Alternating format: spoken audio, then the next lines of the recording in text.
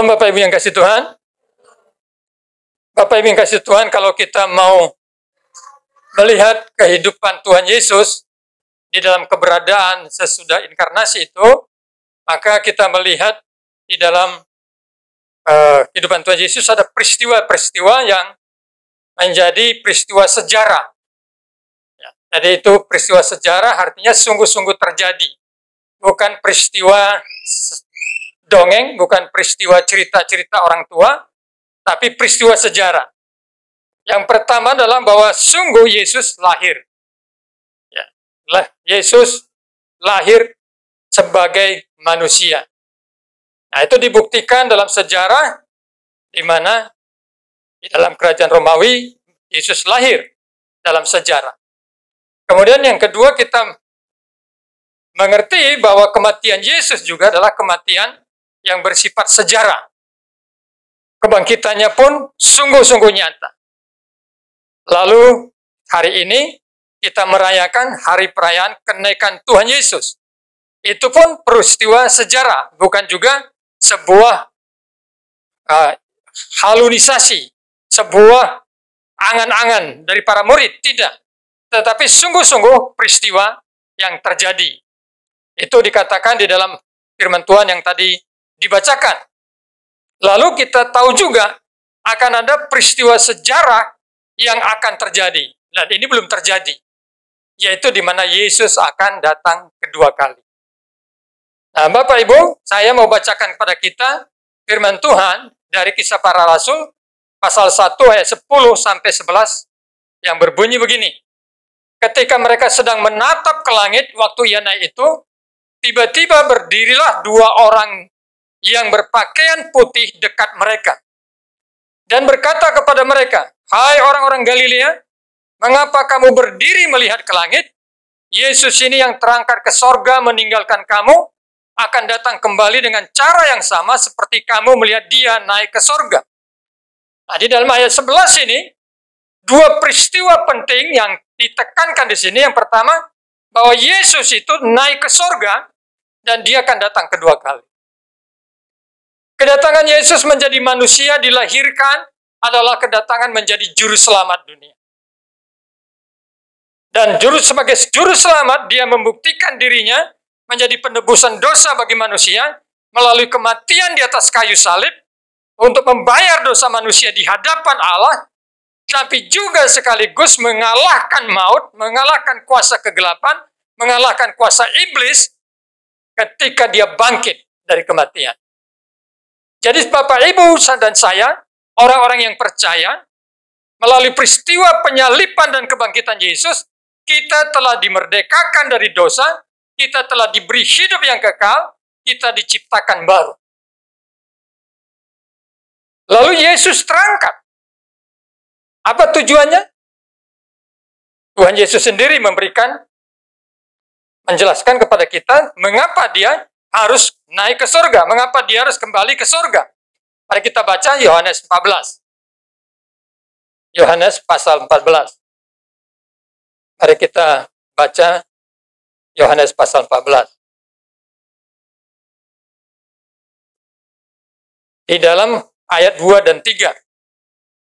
Mari kita baca sama-sama ayat 2 dan 3. 1, 2, 3. Di rumah Bapakku banyak tempat tinggal. Jika tidak demikian, tentu aku mengatakannya kepadamu, sebab aku pergi ke situ untuk menyediakan tempat bagimu. Dan apabila aku telah pergi ke situ dan telah menyediakan tempat bagimu, aku akan datang kembali dan membawa kamu ke tempatku, supaya di tempat di mana aku berada, kamu pun berada. Nah, jadi di sini dengan tegas Tuhan Yesus menjelaskan mengapa dia kembali ke sorga, mengapa dia terangkat ke sorga. Alasannya dikatakan dalam ayat 2 ini adalah untuk menyediakan tempat bagi kita yang percaya, yaitu tempat di sorga. Nah, Bapak Ibu yang dikasih Tuhan, ini seharusnya menjadi sebuah penghiburan besar dalam hidup kita, menjadi sebuah kekuatan baru dalam hidup kita, bahwa di dunia ini sulit sekali kita untuk punya tempat sendiri. Nah, salah satu masalah bagi masyarakat Indonesia adalah memiliki tempat tinggal sendiri. Sehingga pemerintah mempunyai proyek-proyek perumahan untuk memberikan subsidi bagi rakyat. Nah, kalau di dunia ini saja kita mengalami kesulitan menyediakan rumah bagi kita, bukankah lebih sulit lagi untuk menyediakan rumah di sorga?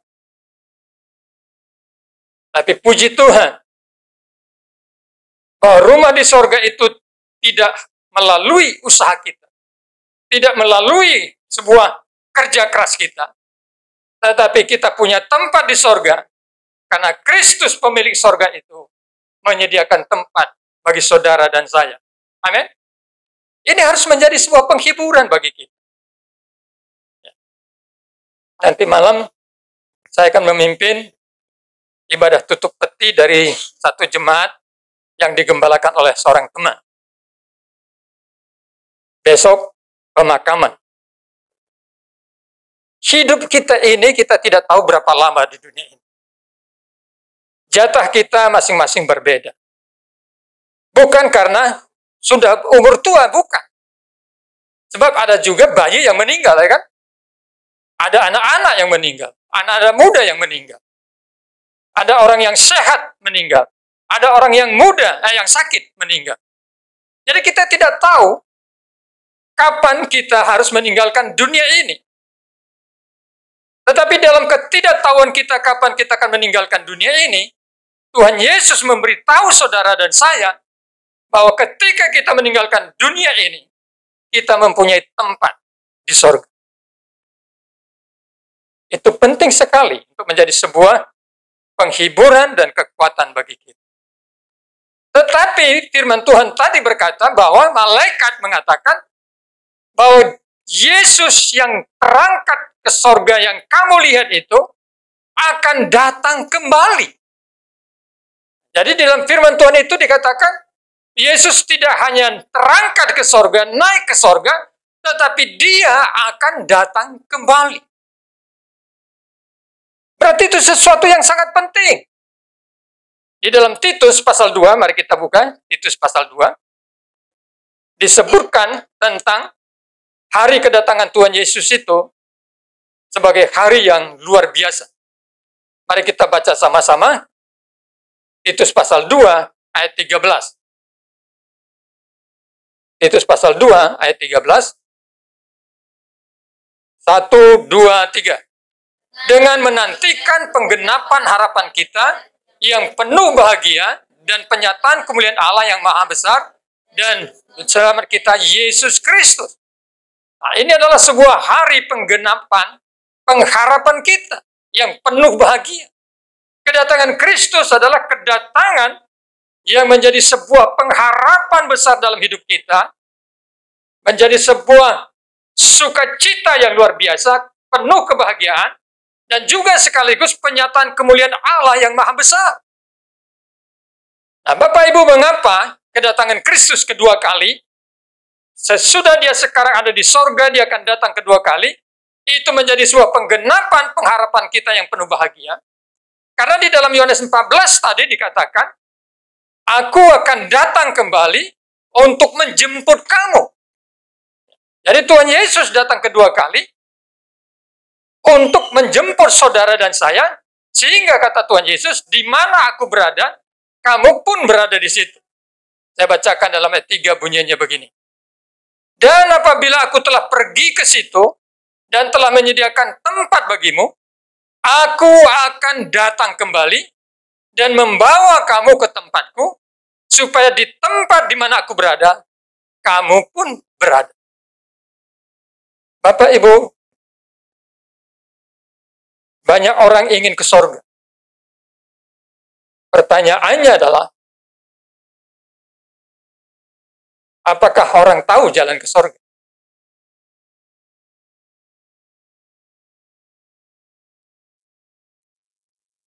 Apakah orang tahu cara ke sorga? Manusia berpikir dia bisa masuk sorga dengan cara kalau dia hidup saleh. Nah, sekarang pertanyaannya, kalau kesalehan membuat kita masuk surga, seberapa saleh kita? Coba, Bapak Ibu ukur kesalehannya. Orang saleh itu orang yang bagaimana? Tidak berbuat dosa. Ya kan? Orang saleh kan tidak berbuat dosa. Kalau dalam pikirannya dia berbuat dosa, masih saleh. Tuhan Yesus berkata, seseorang itu berzina bukan ketika dia bersetubuh dengan orang lain, tetapi ketika dia dalam pikirannya menginginkan orang lain. Ya, Tuhan Yesus menegaskan bahwa tidak ada orang yang saleh di dunia ini. Kalau kita baca 10 hukum Tuhan itu, hormatilah ayah dan ibumu. Coba, siapa di antara kita yang berani berkata, saya telah melakukan firman Tuhan itu dengan menghormati ayah ibu saya tanpa cacat, tanpa celah. Wah, kalau di antara Bapak Ibu ada yang seperti itu luar biasa sekali. Tapi kalau saya boleh bersaksi, saya bukan anak yang berbakti dengan sempurna kepada orang tua saya.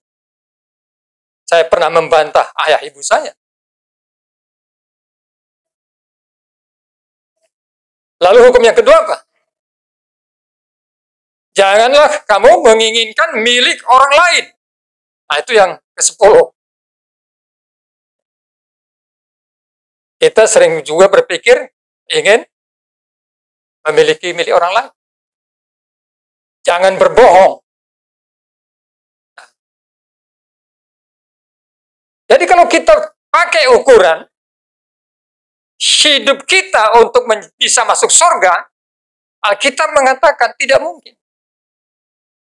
Tidak mungkin. Tetapi puji Tuhan karena kita diajarkan oleh firman Tuhan, surga itu menjadi sesuatu yang mungkin bagi saudara dan saya, karena Kristus adalah pemilik surga itu, dia akan datang menjemput kita dan membawa kita ke tempat di mana dia berada, sehingga kita bisa bersama-sama dengan dia selamanya, yaitu surga. Ketika Tuhan Yesus disalibkan, ada peristiwa yang diceritakan oleh kitab Injil. Yaitu di mana ada 2 orang yang turut disalibkan bersama Yesus, yang satu di sebelah kiri, yang satu di sebelah kanan. Kedua orang ini disalibkan karena mereka penjahat luar biasa. Penjahat berat, kriminal hebat. Jadi disalibkan, Yesus disalibkan di tengah-tengah penjahat. Dan itu penggenapan firman Tuhan. Satu penjahat berkata begini kepada Yesus, Yesus, kalau engkau memang betul Mesias, ayo, selamatkan dirimu dan selamatkan kami. Kata satu penjahat ini. Tapi penjahat yang satu menegur temannya dan berkata, kamu jangan begitu. Itu tidak sopan. Dia disalibkan bukan karena kejahatannya. Kalau kita disalibkan, itu sesuatu yang wajar karena kita telah berbuat jahat. Kata si penjahat ini. Lalu dia berkata kepada Yesus, Yesus, ingatlah aku ketika engkau datang kembali. Lalu Tuhan Yesus berkata kepada si penjahat itu, aku berkata kepadamu, hari ini juga engkau bersama dengan aku di Firdaus. Firdaus itu sorga, saudara-saudara. Jadi Yesus, Tuhan kita yang menebus dosa kita, melalui kematiannya di atas kayu salib, adalah Tuhan yang telah membebaskan kita dari dosa, dan memberikan kepada kita kehidupan melalui kebangkitannya yang mengalahkan maut. Dia naik ke sorga menyediakan tempat, tapi dia akan datang kembali untuk menjemput saudara dan saya, supaya bisa bersama-sama dengan dia di sorga. Inilah daripada makna kedatangan kedua kali Yesus Kristus bagi kita. Dia datang untuk menjemput kita. Bapak Ibu yang dikasihi Tuhan, mari kembali lihat peristiwa ini. Salib dan kebangkitan menyelamatkan kita dari maut. Lalu Yesus terangkat ke sorga, menyediakan tempat bagi kita di sorga. Kemudian Yesus akan datang kedua kali untuk menjemput saudara dan saya untuk bersama-sama dengan Yesus di sorga. Pertanyaannya, saudara dan saya sekarang sudah di sorga belum? Sudah di sorga, Bu? Belum kan? Di dunia. Nah, di tengah-tengah kehidupan kita di dunia ini, Yesus sekarang ada di mana? Dia di sorga. Nah, saudara, sekarang saya mau tanya. Yang saudara ingat, dan ada dalam pikiran saudara, kalau bicara tentang Yesus, saudara ingat Yesus sebagai siapa?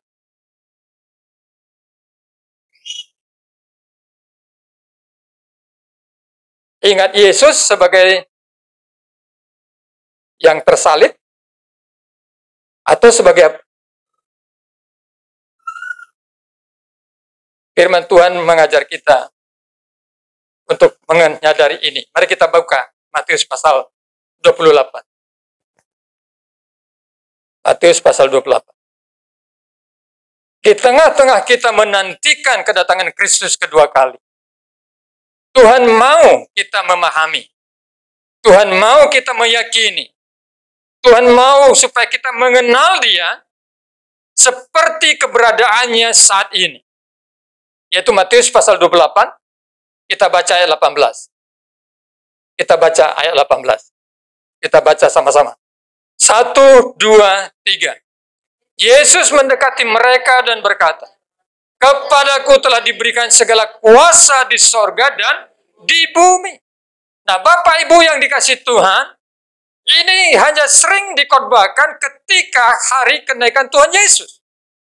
Tetapi jarang dikhotbahkan ini di hari-hari biasa.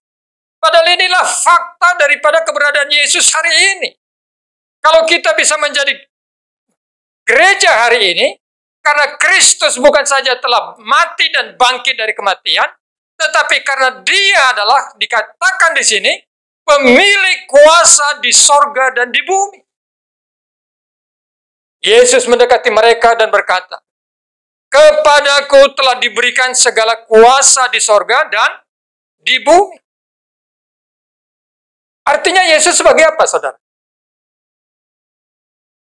Sebagai Tuhan, sebagai Raja. Raja di sorga, Raja di bumi. Dia berkata di sini, "Kepadaku telah diberikan segala kuasa." Bukan sebagian kuasa, bukan. Setengah kuasa, tidak. Tetapi Tuhan Yesus berkata, segala kuasa di sorga dan di bumi, itu telah diserahkan kepada. Ini sesuatu yang penting bagi kita, di dalam kita menjalani hidup kita di tengah-tengah dunia ini. Tuhan yang kita sembah bukanlah Tuhan yang tergantung di atas kayu salib lagi. Tidak. Dia memang pernah tergantung di atas kayu salib untuk menggantikan saudara dan saya menerima hukuman Allah atas dosa-dosa kita. Tetapi hari ini Yesus yang ada di sorga adalah Raja di atas segala raja. Dia adalah Tuhan segala Tuhan. Dia penguasa di sorga dan penguasa di bumi.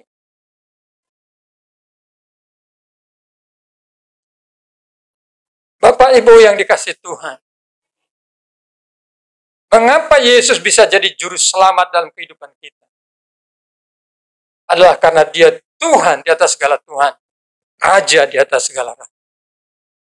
Dialah penguasa segala kuasa di sorga dan di bumi. Di tengah-tengah kehidupan kita di dunia ini, kita tidak bisa hidup dengan kekuatan kita saja. Kita tidak mampu menghadapi persoalan-persoalan yang terjadi kalau mengandalkan kekuatan kita saja. Kita tidak mampu untuk mengatasi masalah-masalah yang begitu berat dengan kekuatan kita sendiri. Dan kita bersyukur kita punya Tuhan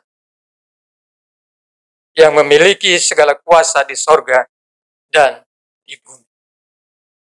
Bapak Ibu yang dikasihi Tuhan, menjadi orang percaya itu memiliki sorga dan bumi. Maksud saya adalah bahwa kehidupan kita di dunia ini adalah juga kehidupan yang ada di dalam kendali Tuhan. Di dunia ini kita berhadapan dengan tubuh yang lemah. Bisa karena penyakit, bisa karena masalah pandemik, masalah cuaca. Tubuh kita menjadi lemah. Di sana kita masih bisa tetap memiliki kekuatan penghiburan kalau kita menyadari bahwa Yesus Tuhan kita itu adalah Tuhan juga yang berkuasa di bumi, artinya berkuasa atas tubuh kita.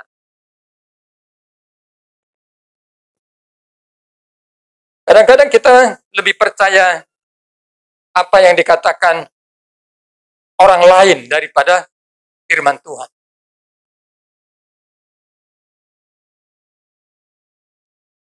Saya mengenal ada satu bapak, usianya sudah sekitar 55 tahun, lalu dia mulai batuk-batuk. Kemudian dia ke dokter. Begitu didiagnosa dokter bilang, Bapak udah kanker paru-paru, stadium 3. Wah, mendengar apa yang dikatakan dokter, dia pulang dengan mental yang jatuh, semangat yang jatuh, lalu batuknya makin parah. Sebulan kemudian mati. Meninggal. Seandainya Bapak itu tidak pergi ke dokter umpamanya, dan tidak tahu kan karenanya stadium 3, mungkin dia masih bisa hidup 6 bulan. Mungkin. Tetapi begitu dia mendapatkan vonis bahwa dia stadium 3 kanker paru-paru, dia begitu patah semangat, merasa dirinya tidak bisa apa-apa lagi. Kondisinya jadi drop. Lalu sebulan kemudian meninggal. Bapak Ibu jangan main-main tentang perkataan. Perkataan dokter itu membuat dia sangat jatuh mental. Tetapi coba kalau umpamanya di tengah-tengah perkataan dokter bahwa dia stadium 3. Dia baca Alkitab. Di mana dia baca kisah tentang seorang bapak yang datang kepada Yesus, minta supaya anaknya yang sudah sakit parah disembuhkan. Lalu ketika Yesus berkata, ayo kita ke rumahmu, di tengah jalan keluarga daripada bapak ini berkata, tidak perlu lagi engkau susahkan guru itu, karena anakmu sudah mati. Saudara-saudara, sekarang bapak itu pulang bersama Yesus, supaya Yesus sembuhkan anaknya yang sakit waktu dia tinggalkan. Tapi di tengah jalan, menuju rumahnya, ada keluarganya datang berkata, nggak usah bikin repot guru lagi, karena anakmu sudah mati. Wah, saudara, di tengah-tengah berita yang berkata tidak mungkin lagi itu, Yesus berkata apa? Jangan takut. Anakmu masih hidup. Saudara, di situ ada dua suara. Yang satu suara berkata, anakmu sudah mati. Yang satu Yesus berkata, jangan takut, anakmu akan hidup. Dibawa kepada pilihan, percaya yang mana. Hidup kita di tengah-tengah dunia ini juga harus memiliki pilihan itu. Suara-suara dunia ini akan membuat saudara stres. Suara-suara dunia ini akan membuat saudara bisa menjadi orang yang pesimis. Berpikir semuanya sulit. Tetapi ketika saudara baca Alkitab, firman Tuhan berkata, jangan takut, jangan takut, jangan takut. Saudara pilih mana? Syukur kisah itu mengatakan, Bapak itu percaya kepada Tuhan Yesus. Sehingga tetap bersama Yesus dia pergi ke rumah. Dan dia temukan, sungguh anaknya sudah mati. Orang-orang sudah banyak menangis di situ. Tapi Yesus kembali menguatkan dia. Percaya saja, anakmu hidup. Dan terjadilah mujizat. Anak itu hidup kembali. Kisah itu dibuat menjadi banyak nama yayasan, nama pelayanan. Karena Yesus berkata, Talita kum, hai anak, bangkit dan hidup. Bapak Ibu yang kasih Tuhan, mengapa kita harus percaya kepada Tuhan Yesus, dia sanggup menolong kita? Karena dia berkata di dalam ayat 18, pasal 28 Matius ini, kepadaku telah diberikan segala kuasa di sorga dan di bumi. Sekarang coba lihat pergumulan apa yang saudara hadapi hari ini. Baik itu soal ekonomi, baik itu soal kesehatan, atau yang lain. Yang mungkin tetangga saudara berkata, tidak mungkin, mustahil. Tapi mari baca kembali di sini bahwa Yesus Tuhan kita, yang naik ke sorga itu bukan saja menyediakan tempat, tetapi dia adalah Tuhan di atas segala Tuhan, Raja di atas segala Raja, segala kuasa di sorga dan di bumi telah dia miliki. Dia yang akan datang kedua kali untuk menjemput kita, supaya kita bersama-sama dengan dia di sorga, adalah Tuhan yang hari ini menyertai kita dengan kuasanya yang hebat, kuasanya yang tidak terbatas. Bapak Ibu yang dikasih Tuhan, inilah yang menjadi keyakinan para rasul dan murid-murid. Sehingga kalau kita baca kisah para rasul, mereka akhirnya menjadi orang yang giat bersaksi tentang Yesus. Petrus dan Yohanes membuat mujizat. Walau diancam supaya tidak memberitakan Injil, mereka tetap memberitakan Injil. Karena mereka tahu yang mereka beritakan adalah Tuhan di atas segala Tuhan, Raja di atas segala Raja, Yesus penguasa segala kuasa di sorga dan di bumi. Firman Tuhan ini mau berkata, Bapak Ibu, bersyukurlah kita punya tempat di sorga. Bukan karena usaha kita, bukan karena perbuatan kita, tapi karena Kristus, Tuhan yang telah menyediakan tempat bagi kita di sorga. Bersyukurlah bahwa Tuhan Yesus akan datang kedua kali untuk menggenapi pengharapan kita, bahwa dia akan datang untuk menjemput kita dengan segala kemuliaannya, kita dibawa ke surganya yang kudus itu. Kita akan bersama selama-lamanya bersama Yesus. Tetapi yang ketiga, bersyukurlah. Di dalam menantikan kedatangan Kristus kedua kali, kita punya Tuhan yang berkata seperti ini di dalam ayat 20 bagian terakhir. Dan ketahuilah, aku menyertai kamu senantiasa sampai kepada akhir zaman. Mari kita baca sama-sama. 1, 2, 3. Dan ketahuilah, aku menyertai kamu senantiasa sampai kepada akhir zaman. Inilah penghiburan dan kekuatan bagi kita untuk menantikan hari yang besar, hari yang agung, hari yang mulia. Yesus datang kedua kali. Karena dia Tuhan, pemilik segala kuasa di sorga dan di bumi. Menyertai saudara senantiasa sampai kepada akhir zaman. Jangan takut, jangan gelisah. Percayalah. Tuhan yang sudah melakukan mujizat bagi banyak orang, dia juga sanggup melakukan mujizat dalam hidup saudara. Mari kita ambil waktu tentu.